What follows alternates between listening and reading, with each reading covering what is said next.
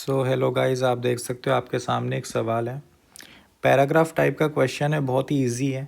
बस थोड़ा सा एनालाइज करना है, बहुत ही आसान सवाल है। तो यहाँ पे हमें क्या गिवन है, एक फंक्शन है, इसकी डोमेन पॉजिटिव रियल नंबर्स है एंड हमारे पास जो रेंज है या फिर तुम कह लो को डोमेन है, को डोमेन हमारे पास क्या है, रियल नंबर्स है, पॉजिटिव। तो हमारे पास यहाँ पे एक फंक्शनल इक्वेशन गिवन है, ठीक है।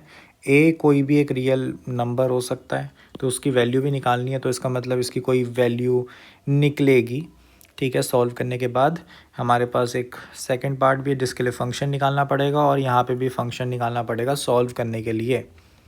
तो सवाल काफ़ी सिंपल है कि हमें फ़ंक्शन निकालना है, ठीक है। तो यहाँ पे हमारे पास जो फंक्शनल इक्वेशन है उसको मैं लिख देता हूँ कि हमारे पास एक्चुअली एक फ़ंक्शन के अंदर एक और फंक्शन गिवन है ना, सेम ही है, ठीक है। बट इनको डील करने के लिए तुम्हें थोड़ा सा दिमाग लगाना है, बाकी कोई टेंशन नहीं है। देखो, इसमें अगर तुम्हें फंक्शन निकालना है तो सबसे सिंपलेस्ट तरीका क्या है कि आप कुछ पर्टिकुलर वैल्यू पुट कर दो, और इसमें सबसे बढ़िया बात क्या है कि y की वैल्यू जब 1 डालोगे तो राइट हैंड साइड में a हट जाएगा, ठीक है ना, ये हट जाएगा, ठीक है।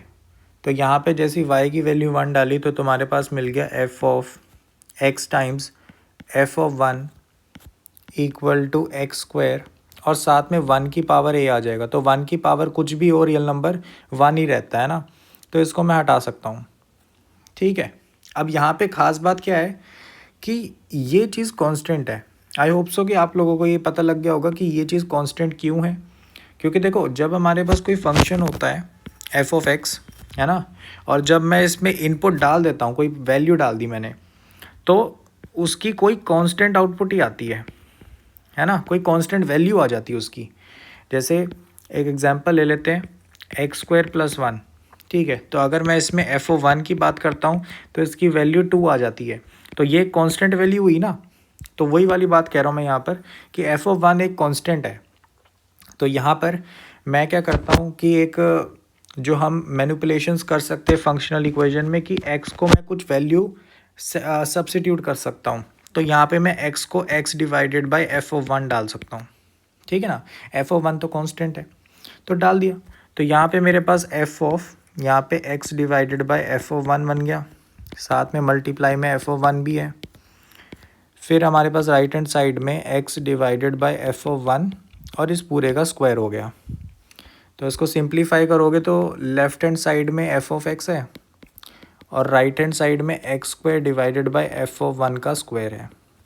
एफ ऑफ 1 तो हमारे पास कांस्टेंट है, तो ये बेसिकली मेरे पास एक फंक्शन ही निकल गया है। लेकिन एफ ऑफ 1 की वैल्यू निकालनी रहती है क्योंकि इसमें ये कांस्टेंट है ना, इस कांस्टेंट की वैल्यू भी तो पता होनी चाहिए। तो ठीक है, यहाँ पे एफ ऑफ 1 की वैल्यू वैसे सीधा ही निकल जाएगी अगर तुम यहाँ पे एक्स को, ठीक है, यहाँ पे तुम x को 1 डाल दो, ठीक है।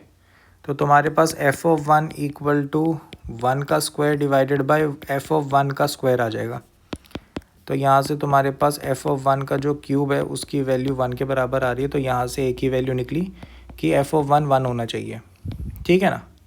तो यहाँ पे जब तुम इसमें ओरिजिनल में पुट करोगे, इसको इसमें डाल दो, तो तुम्हारे पास एफ ऑफ एक्स क्या आ गया, एक्स स्क्वायर, ठीक है। आसान है ना। अब देखो, फंक्शन निकल चुका है तो मेरे को ए की वैल्यू निकालनी थी। ए की वैल्यू के लिए क्या करेंगे, उस ओरिजिनल वाली फंक्शनल इक्वेशन में डाल दो, फंक्शन को डाल दो। तो यहाँ पे बेसिकली मुझे क्या कह रही है कि f of x f of y equal to तुम्हारे पास एक्स स्क्वायर वाई की पावर ए था।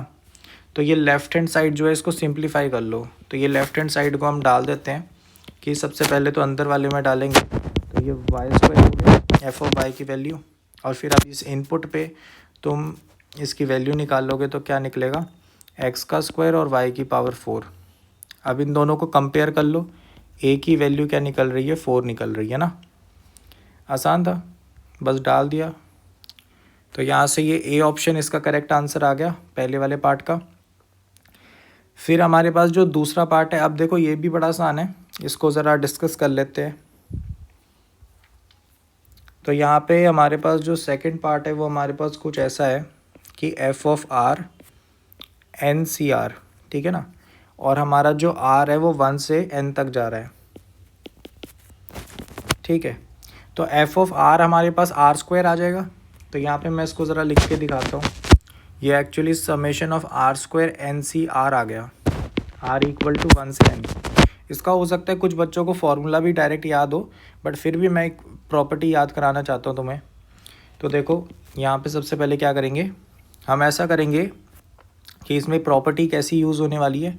प्रॉपर्टी लिख देता हूँ मैं, n C r equal to n minus 1 c r minus 1 divided by r, ठीक है।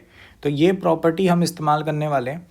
तो इस प्रॉपर्टी के लिए मैं ये चाहता हूँ कि आप यहाँ पे दिमाग लगाओ। यहाँ पे एक्चुअली अगर आपने पहले सॉल्व किया है तो आपको पता होगा कि इसमें मुझे r और r माइनस 1 का फैक्टर बनाना पड़ेगा। तो उसके लिए मैं यहाँ पे माइनस r और प्लस r करूँगा। तो यहाँ पे मेरे पास summation of r square minus r, इसको एक ग्रुप कर दिया, प्लस r, ठीक है, और इन दोनों के साथ एन सी आर है, ये एन सी r plus r times n सी आर, ठीक है।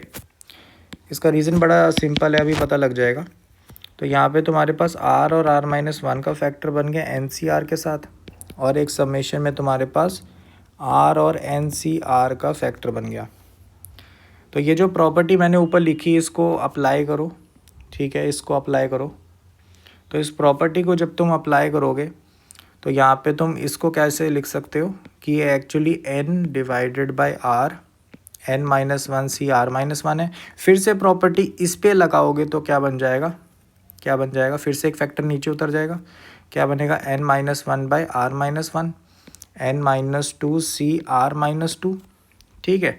तो यहाँ पे फैक्टर कैंसिल आउट होते हुए दिख रहे हैं डिनोमिनेटर वाले, ठीक है। और ये जो समेशन है ये अब 2 से करेंगे, क्यों, क्योंकि अगर मैंने r को 1 डाल दिया यहाँ पे अगर r को 1 डाल दिया तो ये नेगेटिव हो जाएगा, जो कि पॉसिबल नहीं है, ठीक है। तो ये छोटी छोटी सी बारीकियाँ जो पता होनी चाहिए। अब ये जो n वाला फैक्टर है जो यहाँ पे लिखा है, ठीक है, ये वाला फैक्टर, इसको हम बाहर लेके जा सकते हैं क्योंकि r पे समेशन लगा है n पे नहीं।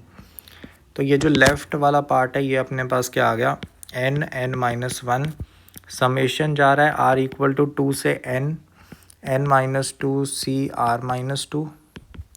अब जो लेफ़्ट है राइट हैंड साइड वाला पार्ट है वो तो बड़ा आसान है।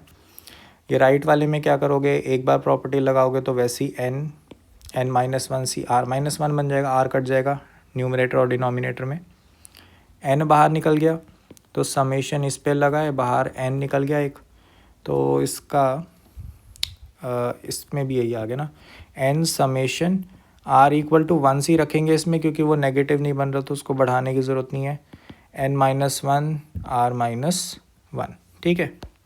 अब इनकी वैल्यू तो तुम्हें पता ही है, ये क्या आ गया, ये तुम्हारे पास आ गया 1 प्लस 1 की पावर n माइनस 2, और ये तुम्हारे पास क्या आ गया 1 प्लस 1 की पावर n माइनस 1, ठीक है। तो तुम्हारे पास बेसिकली आंसर क्या है, n स्क्वायर माइनस n 2 की power n minus 2 plus n times 2 की पावर n माइनस 1, ठीक है, क्लियर है। तो अब ज़रा ऑप्शन देख लेते हैं कौन सा वाला मैच कर रहा है। तो सी ऑप्शन मैच कर रहा है ना, सी ऑप्शन इसका करेक्ट आंसर है दूसरे पार्ट का।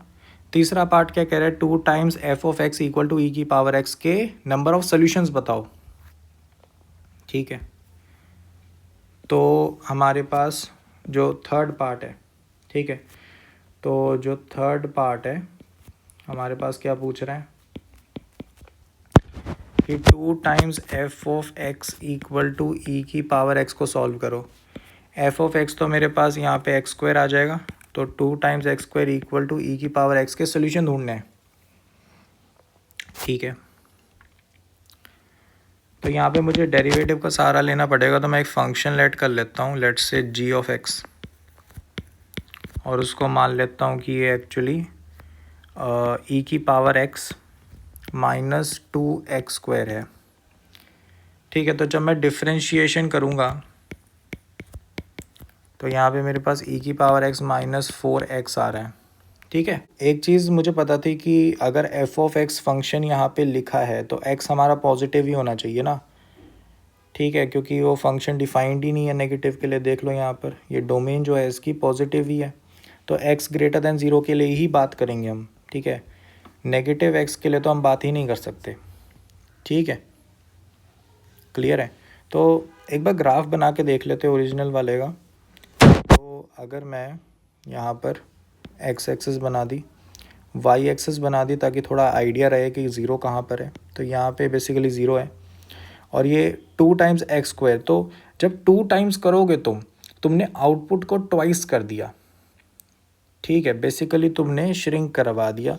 तो थोड़ा ऐसा सा हो जाएगा ग्राफ, थोड़ा सा कर्व होना चाहिए था, कुछ ऐसा सा, ठीक है। तो कुछ ऐसा सा हो जाएगा ग्राफ, क्लियर है। बट ऑब्वियसली ये ई की पावर एक्स से ज़्यादा स्टीप नहीं हो सकता, क्योंकि ई की पावर एक्स का स्लोप हमेशा इंक्रीजिंग रहता है, ठीक है, मतलब एक्सपोनेंशियल है ना, काफ़ी तेज़ी से ग्रो करता है, क्लियर है बात, ठीक है। तो ई की पावर एक्स भी कुछ ऐसा सा ही हो सकता है, ठीक है, या फिर हो सकता है कि एक क्रॉस करके हो, या फिर हो सकता है कि यहाँ से क्रॉस करो और ऐसे हो।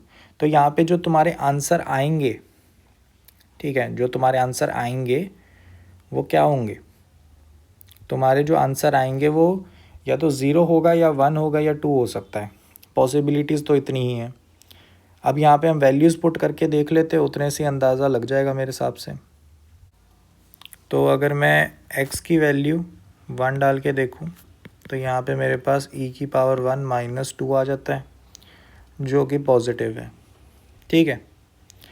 फिर अगर मैं g ऑफ 2 देखूँ तो ये एक्चुअली मेरे पास e की पावर 2 माइनस 8 आ रहा है, तो ये नेगेटिव है, ठीक है, क्योंकि ई स्क्वायर जो होता है 7 पॉइंट समथिंग होता है। फिर जी ऑफ 3 अगर मैं देखूँ तो ये मेरे पास ई क्यूब माइनस 3 9 और 9 18 आ रहा है, तो ये भी नेगेटिव है। फिर मैं अगर जी की पावर 4 देखूँ तो ये मेरे पास 7 50 से ऊपर आना चाहिए, और ये तुम्हारे पास कितना आ गया 16 to 32, तो ये तुम्हारे पास वापस पॉजिटिव आ गया, क्लियर है। तो यहाँ से साफ कंडीशन पता लग रही है कि तुम्हारे पास जो फंक्शन है वो एक डिप ले रहा है यहाँ पर, ठीक है। तो ये वाला सिनेरियो है कि ये वाला नहीं होगा, यहाँ पर तुम्हारे पास क्या आएगा, तुम्हारे पास आएगा कि ये एक्स स्क्वायर है, और तुम्हारे पास जो ई की पावर एक्स है वो पहले ऐसे क्रॉस हो जाएगा और फिर उसके बाद एक्सपोनेंशियली इसको कट करेगा। तो दो यहाँ पर पॉइंट्स निकल रहे हैं, इनको एनालाइज करके ये पता ही लग रहा है ना, क्योंकि ई की पावर एक्स तो अब एक्स की मल्टीपल वैल्यूज़ जब तुम बढ़ाओगे तो ये एक्सपोनेंशियली ग्रो कर रहा है ना, वैल्यूज़ के अकॉर्डिंग ही पता लग रहा है ये, तो क्लियर है। तो यहीं से पता लग जाता है कि हमारे पास 2 सॉल्यूशंस आने हैं, ठीक है, और उन दोनों की लोकेशन कैसी है, एक 1 और 2 के बीच में है और एक 3 और 4 के बीच में है, ठीक है, क्लियर है। तो आई होप सो क्लैरिटी मिल गई होगी इस सवाल में भी। तो इसका जो आंसर है वो 2 सॉल्यूशंस आएगा, बी ऑप्शन। सवाल काफ़ी सिंपल था, यहाँ पे ये ध्यान रखना कि ये सब्स्टिट्यूशन ने काम काफ़ी आसान कर दिया।